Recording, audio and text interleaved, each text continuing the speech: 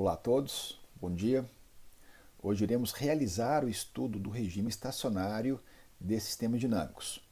Nós vamos enfatizar os erros estacionários em malha fechada com realimentação unitária para diversos tipos de sinais de testes. Também utilizaremos o MATLAB para simular alguns cenários no intuito de facilitar a compreensão do regime estacionário. Vamos falar sobre erros em regime permanente. Porém, é preciso fazer algumas considerações iniciais. Primeiro, será importante definir o tipo de sistema. Um sistema do tipo N, se ele possui N integradores puros. E qual a definição de um integrador?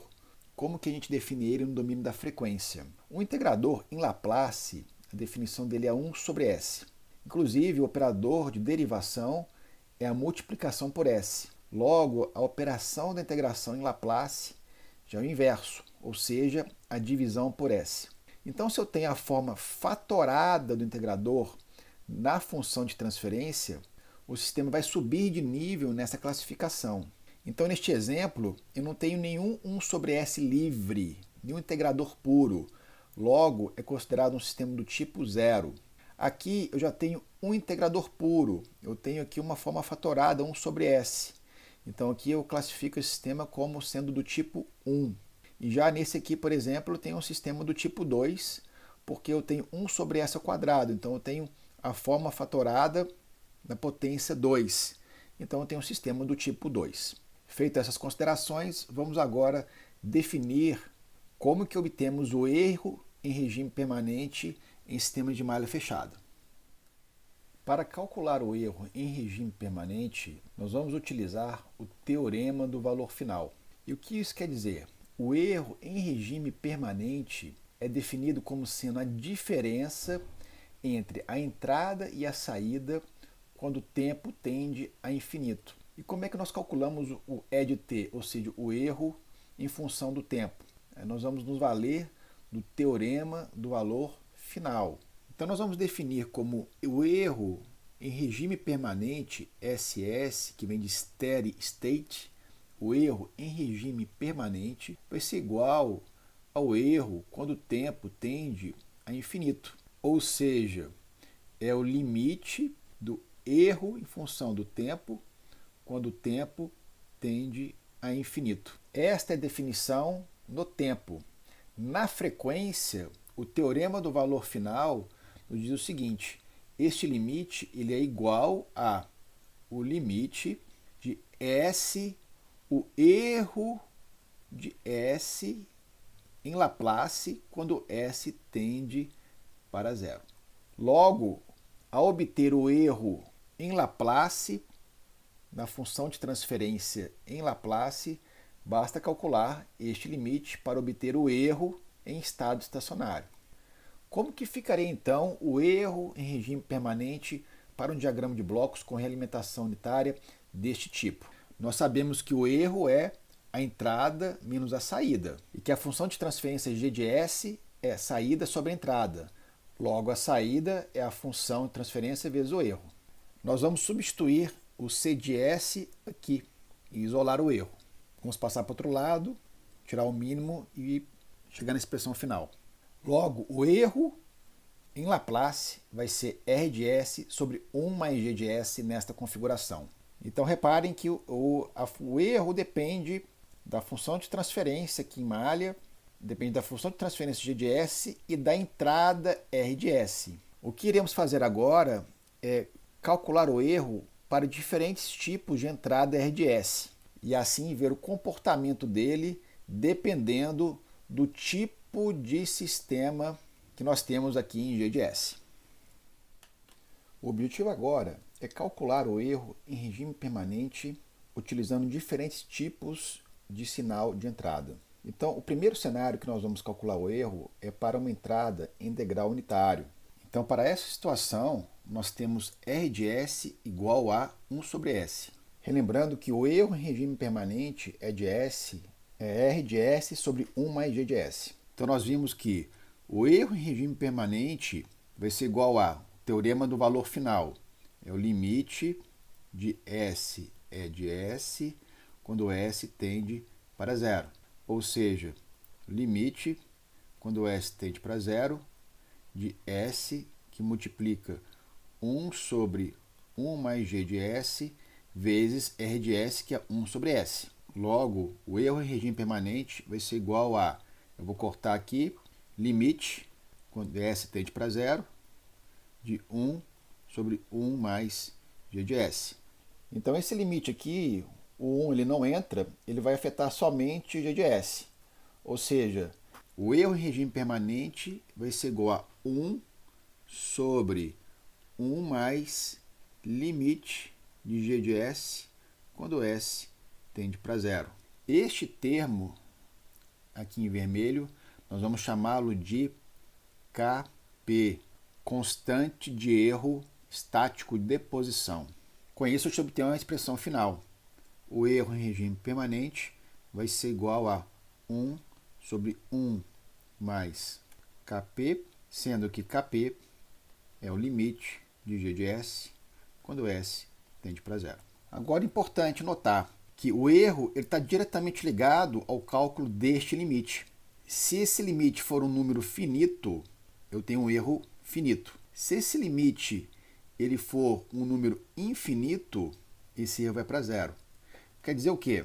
Eu vou ter três opções aqui para analisá-lo. Se esse G de S é do tipo 0, do tipo 1 ou do tipo 2. Tipo 0, eu não tenho nenhum integrador livre.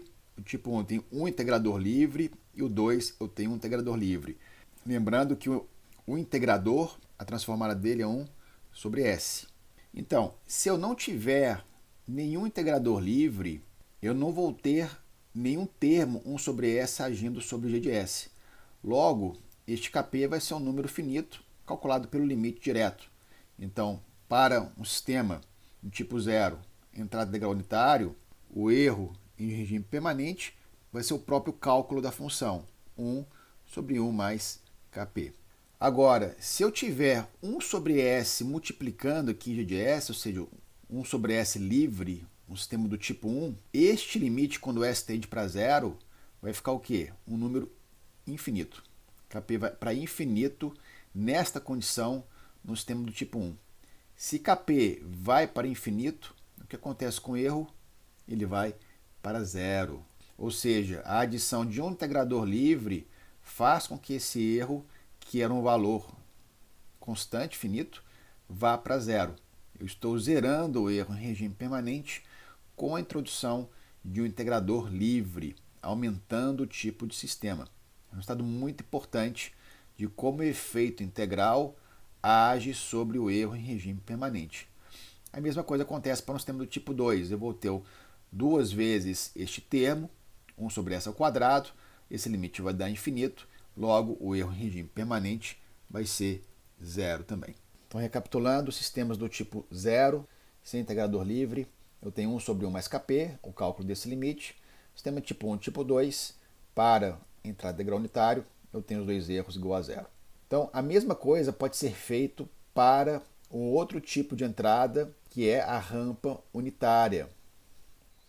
Então, neste caso, nós vamos considerar a rampa unitária, cuja função de transferência R de S vai ser igual a 1 sobre S ao quadrado. Fazendo os mesmos procedimentos que nós fizemos para o caso anterior, nós vamos obter que o erro em regime permanente para uma entrada rampa unitária vai ser igual a 1 sobre Kv, onde Kv é a constante de erro estático de velocidade. E ela pode ser definida como sendo Kv igual ao limite, quando S tende para zero, de Sg de S. Então, eu tenho essa expressão, com as duas expressões, eu consigo calcular o erro em regime permanente para os três casos, os três tipos de sistemas. Sem integrador livre, 0, um integrador livre e dois integradores livres.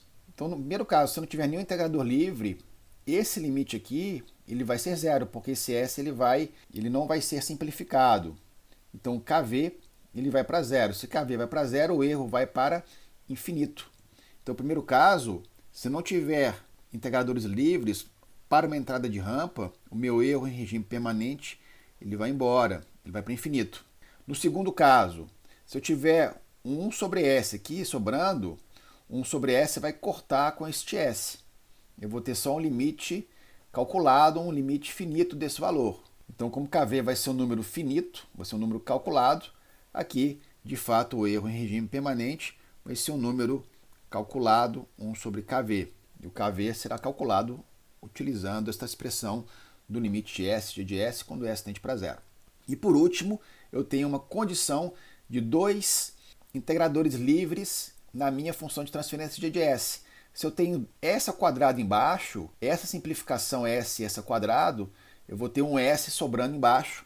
Então, este KV, o limite, o cálculo deste limite vai para infinito, porque eu vou ter 1 sobre S sobrando e S tendendo para zero, este limite vai para infinito. Se o limite vai para infinito, o erro em regime permanente para um sistema do tipo 2 vai para zero. O erro em regime permanente vai para zero, no caso de um sistema com dois integradores livres em rampa unitária. O terceiro caso que nós vamos ver é para uma entrada, uma parábola unitária. Eu vou ter agora uma entrada como se fosse uma parábola, como R de S. Então, para este caso, eu tenho R de S vai ser igual a 1 sobre S ao cubo. Eu estou considerando que o meu R de T, minha função, é um T ao quadrado sobre 2. E a transformada de Laplace vai chegar a 1 sobre S ao cubo. Fizemos os cálculos idênticos para... Se procedemos com os cálculos assim como fizemos para os dois outros casos, chegamos à seguinte expressão. O erro em regime permanente vai ser 1 sobre Ka, onde Ka vai ser a constante de erro estático de aceleração. E ela pode ser calculada através do seguinte limite. Ka é igual ao limite, quando S tende para zero, de S ao quadrado G de S. Então, com isso, nós podemos calcular o erro em regime permanente para os três tipos de sistema. Então, para o primeiro caso, se eu não tiver nenhum integrador de livre, o cálculo deste limite é zero, porque esse S ao quadrado não vai simplificar no denominador. K é igual a zero, erro em regime permanente vai para infinito. Idem para o segundo caso. Se eu tiver somente um integrador aqui embaixo, vai sobrar um S em cima. S ao quadrado sobre S vai ficar um S sobrando. 1 sobre Ka. Ka vai para zero. E 1 sobre zero, o erro em regime permanente também é infinito. Se nós tivermos agora um sistema do tipo 2, com dois integradores livres, S ao quadrado vai ser simplificado e o cálculo de Ka é um valor finito, então procede-se com a operação do limite. Então, erro em regime permanente vai ser igual a 1 sobre Ka. Então, nestes cenários, nós utilizamos três sinais de teste, degrau, rampa e parábola, para calcular o erro em regime permanente, considerando três tipos de sistema: sem integrador livre, um integrador livre e dois integradores livres.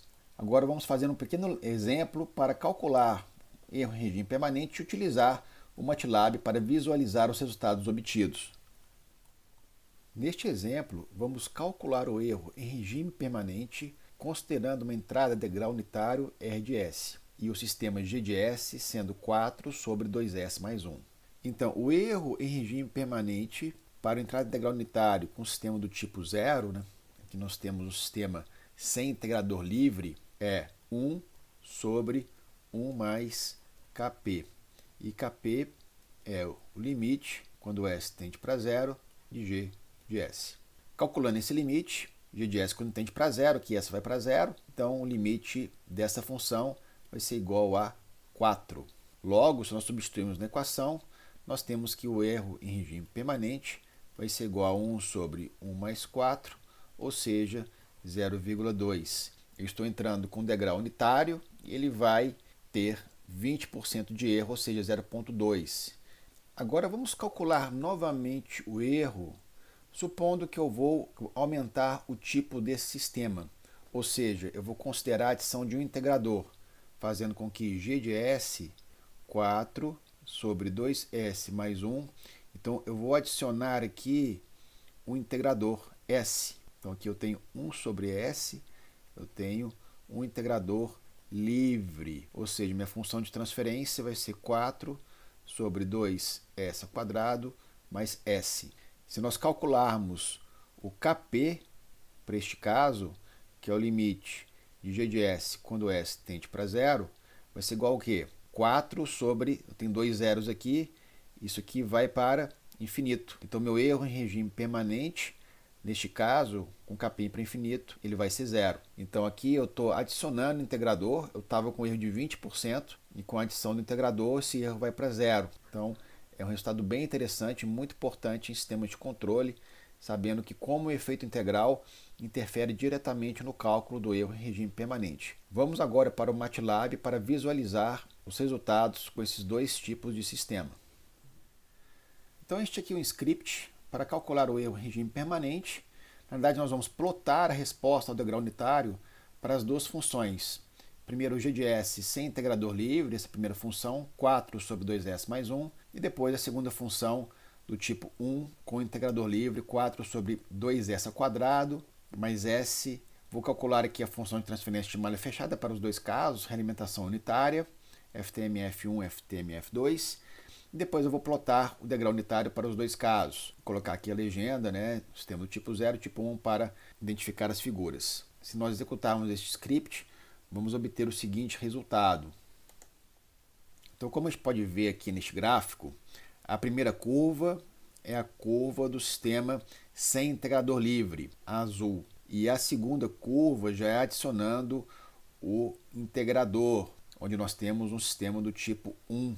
Então, no primeiro caso, nós demos um step de 1 e a resposta do sistema foi com uma amplitude de 0,8 em regime permanente. Nós estamos olhando daqui para frente. Nós temos aqui a convergência para 0,8 e, de fato, foi isso que nós calculamos. Nós calculamos um erro de 0,2. Então, 0,2 é o erro em regime permanente para este sistema de EDS aqui em azul, que ele não tem integrador livre. Ao adicionar o integrador livre, aumentando o tipo de sistema para 1, reparem que eu zero o erro em regime permanente. Essa parte de cá, gente, é o transitório. Tá? Então nós não estamos olhando o efeito transitório. Ele ficou mais oscilante. Nós mudamos o amortecimento do sistema que afeta o transitório. Mas eu quero olhar daqui para frente. Daqui para frente, o erro que tinha ele já não existe mais. Ele vai para zero. O sistema converge para o degrau unitário. No degrau unitário, eu não vou ter erro associado nesta configuração, com a adição, obviamente, de um integrador livre. Então aqui mostra claramente o efeito da adição de integradores para o desempenho em regime permanente. Regime transitório, nós não estamos aqui analisando o regime transitório, e no regime permanente nós vemos o efeito importante da adição de integradores dentro do sistema. Para complementar a aula de hoje, a leitura que deve ser realizada no livro Diario de Controle Moderno é o tópico 5.8 do capítulo 5. E encerramos aí a aula de hoje com essa parte de erro em regime permanente. Continuamos aí na próxima aula. Obrigado a todos pela atenção e até a próxima.